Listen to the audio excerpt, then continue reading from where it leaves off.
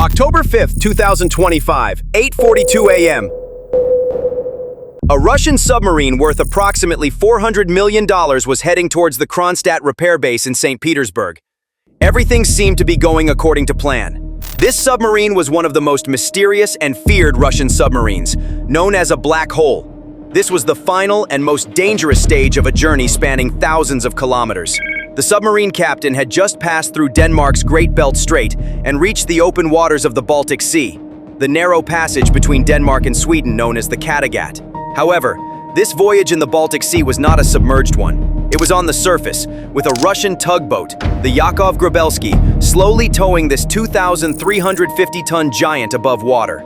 They were only hours away from delivering their secret intelligence to bases in Kaliningrad and then St. Petersburg. Perhaps he thought he had overcome the most difficult part. He was approaching safe waters. This was a critical mistake because the Russian submarine would soon face disproportionate force. Seconds later, suddenly, they appeared on the horizon. First in the sky, two dots turned into a scream faster than sound. JAS-39 Gripen jets belonging to the Swedish Air Force. The Russian submarine captain didn't notice them. He didn't understand where they came from. He couldn't comprehend how they had locked onto him so quickly, right above him. Because he couldn't. The submarine's own radar wasn't working. Its navigation systems had completely failed days earlier in the middle of the Atlantic. Its periscope was malfunctioning. The submarine was, quite literally, blind. 930 Ronneby Air Base, Sweden. At the same time, two JAS-39 Gripen E fighter jets belonging to the F-17 wing in Ronneby took off from the runway, firing their afterburners. These aircraft were taking off not only to secure air superiority, but also to provide critical intelligence support for the operation at sea with their advanced sensors. The sky suddenly split with the roar of the JAS-39 Gripen Es. This was not a hello. This was a show of force. This was pouncing on the prey. They were loaded with deadly Meteor air-to-air missiles and ship-killing RBS-15 missiles. Airlock was applied. Two Gripen jets flew low over the submarine convoy. One of them passed just a few dozen meters above Novorossiysk, banking its wings at a dangerous angle. The turbulence created by the jet shook the submarine's deck. It was a declaration of absolute dominance. This submarine was Project 636.3. It was supposed to be one of the world's quietest diesel-electric submarines, dubbed the Black Hole of the Ocean by NATO. Its primary weapon was the Caliber cruise missile. It was a nightmare for NATO. Its entire power came from its stealth, and now that stealth was being shattered right in the middle of the Baltic. This was the greatest mistake a submarine could make. Without stealth, it was no different from a floating hulk of metal, and Novorossiysk was exactly that at that moment. Moreover, this submarine was not returning from a simple patrol. It was returning to base with the critical intelligence information it had obtained in the Mediterranean. The Russian captain probably thought they were only after that information. He was scrambling to protect this data, but he didn't know that the real opportunity, the real critical intelligence, wasn't the disks it carried, but the ship itself. For the Swedish Navy, obtaining this opportunity normally would have cost billions of dollars. However, the Russian Navy's critical mistake would make it very cheap. The ESM pods connected to the Gripen's Arexis electronic warfare suite absorbed, classified, and exposed every electronic whisper leaking from the submarine. Desperate attempts at communication, interference emitted by malfunctioning systems, a digital heist. The PS-05/AMK-4 AESA radar scanned every detail on the surface at an atomic level, while the Skyward GIRST system mapped heat anomalies on the hull, confirming the extent of the damage. The Russian crew floundered inside a steel cage, both above and below the water. The Russian crew, inside that metal coffin, heard that sound tearing through the sky. The hull of the ship was shaking with vibration. It was absolute chaos, complete panic. A Russian submarine and Russian admirals had never felt so vulnerable. The submarine and its crew wanted to dive to the bottom, but they couldn't. Diving would have been suicide. As Russian security sources would later leak, there were more than 10 catastrophic failures on board. And the most terrifying? That leaking fuel system. That highly flammable diesel fuel was filling the interior of the vessel. Going underwater meant that the leaks would intensify with the increasing pressure. And most importantly, in a closed space filled with fuel vapor, a single spark would mean the instant vaporization of the 80-person crew. At that moment, on the morning of October 15th, the Russian crew had only one priority: to survive. The Swedes' harassment was a secondary problem alongside the bomb ready to explode inside the ship. They were not on a warship. They were in a metal coffin, and they knew it. While the crew was focused on the sky, the second wave came. This time, from the sea. Ghosts invisible on radar.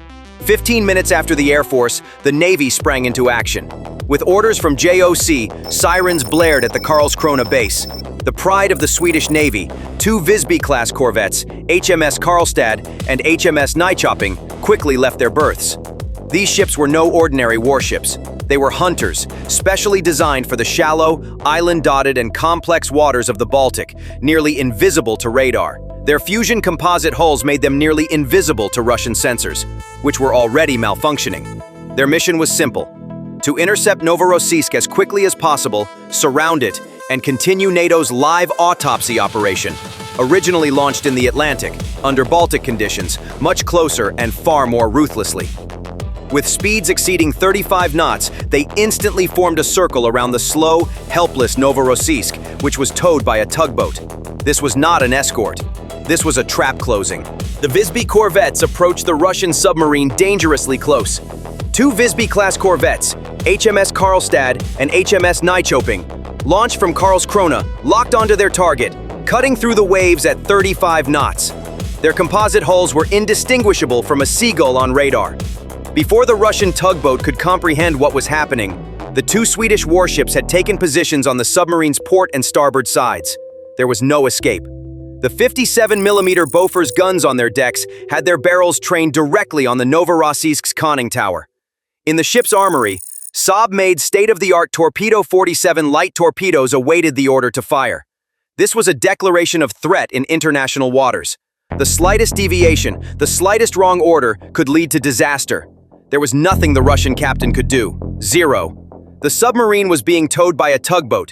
Its engines were malfunctioning. Its weapon systems were offline. It was completely defenseless.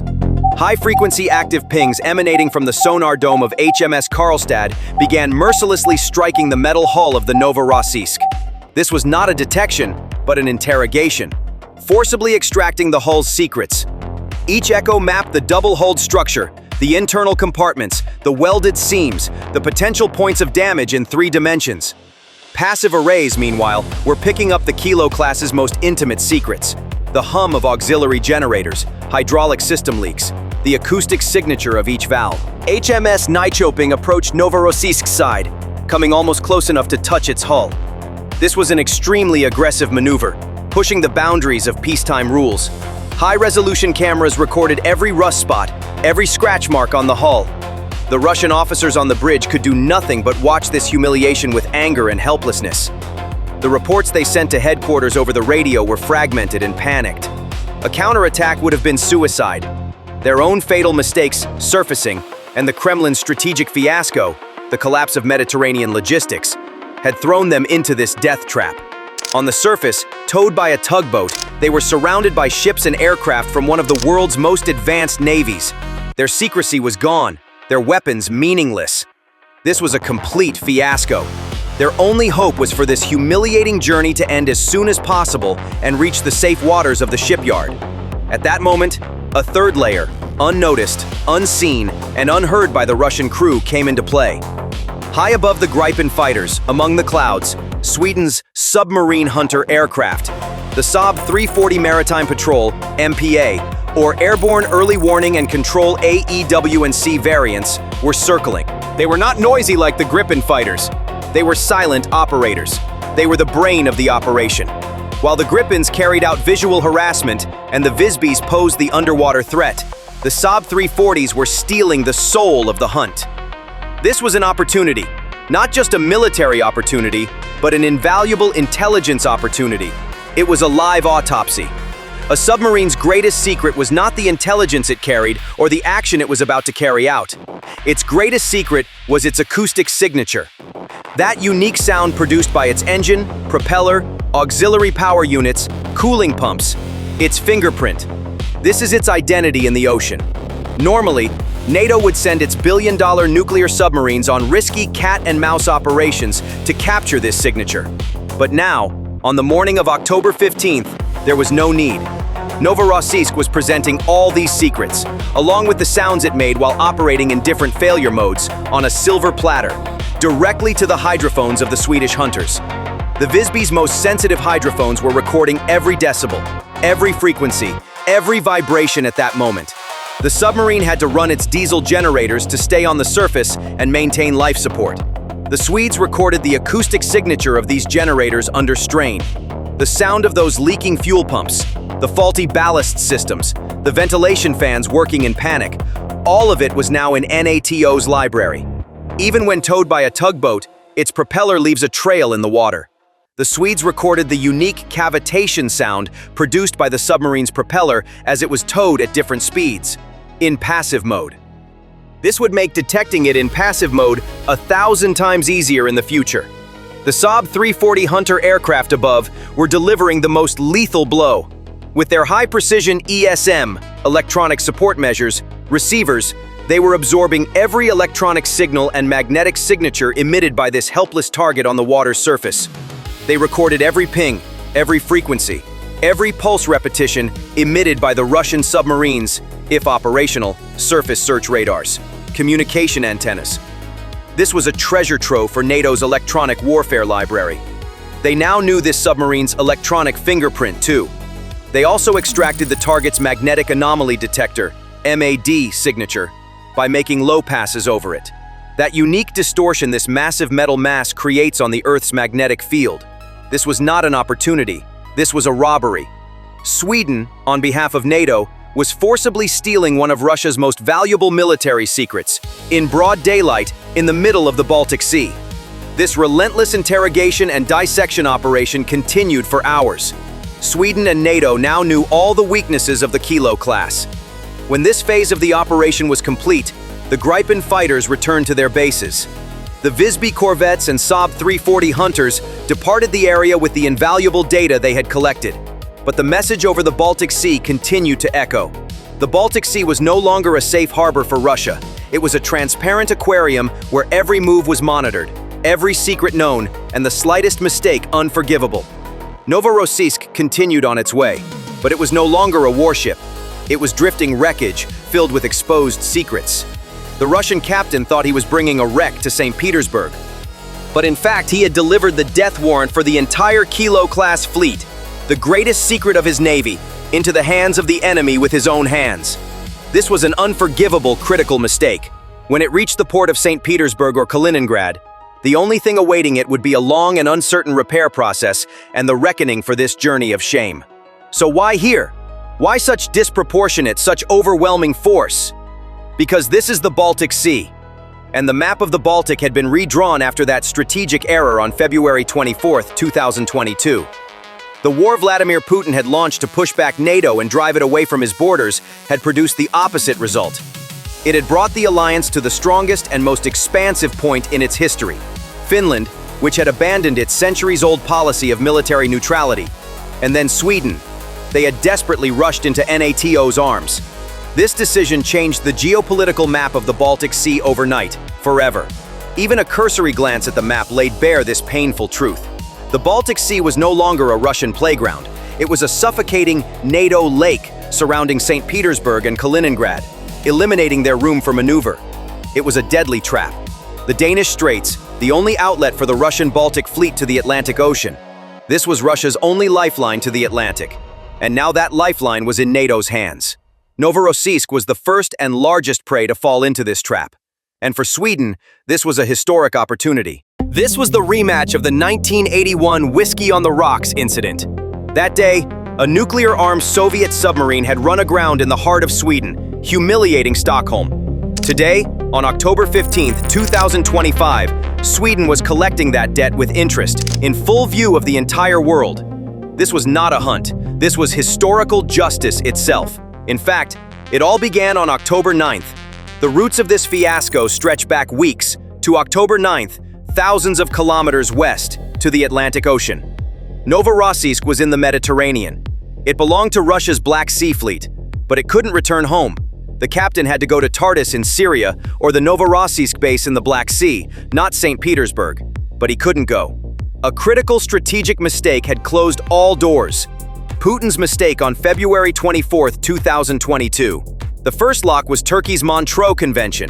Turkey, relying on international law against Russia's invasion of Ukraine, closed those strategic gates, the Bosphorus and Dardanelles Straits, to Russian warships. This was a diplomatic wall. It was impenetrable. The Black Sea Fleet was trapped in the Mediterranean. The second lock was Ukraine. Those daring, cheap but deadly unmanned aerial vehicles. They had turned the Russian supply lines, repair facilities, and even warships in the Black Sea into hell, one by one. This was a logistical nightmare. Russia was paralyzed in its own backyard, the Black Sea. The third lock was the Tartus base in Syria. According to renowned OSINT analyst H.I. Sutton, this base was now a trap. It was cut off from the mainland, with zero resupply and repair capabilities. So, when those catastrophic failures began in Novorossiysk, there was no safe harbor left for the crew to take refuge in, the Baltic Sea. But the journey turned into a tragedy off the coast of France. It was then, in the middle of the sea, that more than 10 catastrophic failures began. Navigation collapsed, the software failed, and that deadly leak, diesel fuel began to fill the crew's living quarters. Panic, chaos. The captain faced an impossible choice. Either die at the bottom of the sea, exploding in their own fuel vapors, or commit the ultimate sin, surface. October 9th, off the coast of Brittany, right in the heart of NATO, the Novorossiysk surfaced. That moment was when Russia lost all control in the Mediterranean. That moment was when the black hole legend died.